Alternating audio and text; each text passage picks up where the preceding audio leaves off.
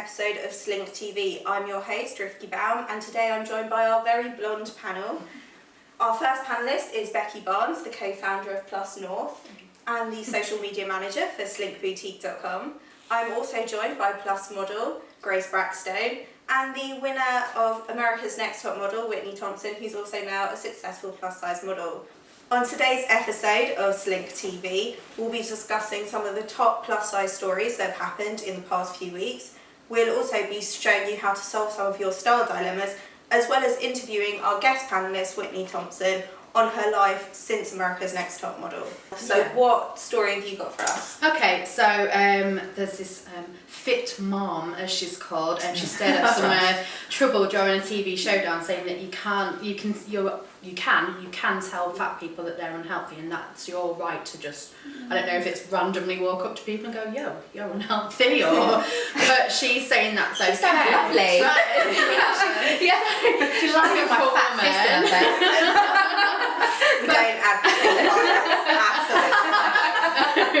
But I think the thing that screams at me with this one is that what is it your business whether a fat person is unhealthy, whether an extremely thin person is unhealthy? What matters is that that person is happy, or they might not be, they might want to lose weight, but again, it's none of your business. It's her body, it's their business. End of story. I suppose, playing devil's advocate here, obviously, if someone says, oh, well, that person's unhealthy, in this country you've got the NHS, and then people say, well, you're costing the NHS money, that's taxpayers' money. So do people have then a responsibility, rather than just to be happy, do we all have a responsibility to keep ourselves healthy? I don't know, because the majority of contrary to most people's belief, fat people do go to work as well. They pay their taxes, just as much as a person who might go out for a drink at the weekend, and as a person who might go and have a cigarette at the weekend. Not that I want to associate being overweight with smoking or drinking, but you know what I mean. People will see it as a vice.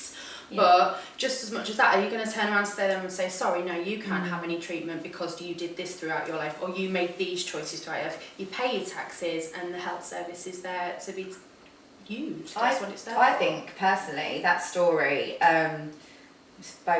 it's quite, it amuses me, because I'll tell you for why. That it doesn't make any sense. If you could have an array of health problems if you're bigger, right? We all know the implications of being bigger: diabetes, heart conditions, arthritis, loads of different things, right? You can also have that being slim. Just because you're slim does not mean you're healthy. I know. Is that what people are really missing? That's what they're missing. I think it's been drummed into you so much that if you see a slim person, that must be equals healthy. health. It's If not. you see a fat person, Actually, if you're unhealthy. slightly obese, you can be healthier than someone who is underweight, because when you're underweight, the fat builds up around your vital organs, and you actually have a higher likelihood of heart attack and things like that. Health is such a complex matter. Unless you are a doctor who has examined that specific person, you cannot make a judgment on their health. Can't. It's as simple as that. I totally agree with you. Definitely not by looking at someone their health. And also, you don't know what their conditions are. Some people might be on steroids for cancer, and they've gained weight, and you're going, you're fat. It's like my mum. You're going to hell. That's horrible. It's the thing. My mum's got an underactive thyroid. That means that it's really difficult my mother-in-law for her to lose weight. And just to make that snap Or could judgment. have just had surgery, or maybe their mom just died. Or they just had a baby. We were talking about that earlier, about all these celebrity mums that, 9 days. I've got a six-pack after giving birth to triplets. That's not healthy. It's the pressure. It's the constant pressure of women having to look a specific way, and it's wrong. Do you think the pressure comes from other women? Do you think the pressure comes from men? Is it a media thing? Is it a combination? I think it's a combination. I think it's definitely media and other women, but mostly because of the media. I mean, we have a $40 billion a year diet industry. And 95% of all dieters gain that weight back, whatever they've lost within 5 years. So they want us to fail continually. So they set us up on these fad diets. You've got the paleo, you've got the Atkins, and it works great until you stop dieting, and then you gain all of it back, and it makes you feel worse. And what do? You buy Jenny Craig or Weight Watchers, or whatever the flavor. There's always one to pick you up.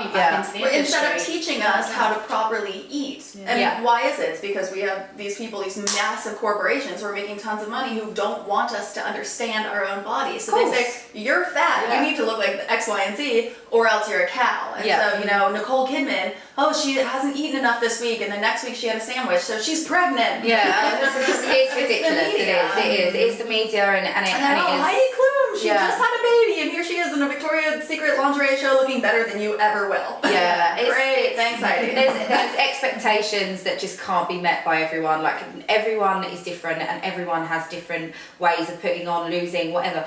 The fact of the matter is, if you are, I'm going to put it out there, if you're slightly overweight, I bet you any money you're a little bit more happier than somebody that's always trying to achieve an unattainable goal.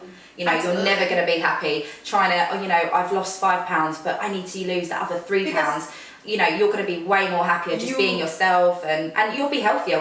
When you're happy, you're healthy. But you're striving to look like these images in the magazines that don't exist. Giselle Bündchen doesn't look like Giselle Bündchen. No, was it Cindy Crawford? Was it she said, I wish I looked like Cindy Crawford? Exactly. You're so far airbrushed. And on top of that, the majority of runway models are under the age of 16. Most of these girls are prepubescent because they're thinner. So we're going, oh my God, I want to look like that. If I just work out enough, if I eat right. No. If you take back puberty, maybe. Is there an injection for that? But I don't think anyone wants you to get a teen again. You go back to my teen. If you've got any comments on today's topics, don't forget you can tweet us at SLiNK Boutique or at SLiNK Magazine.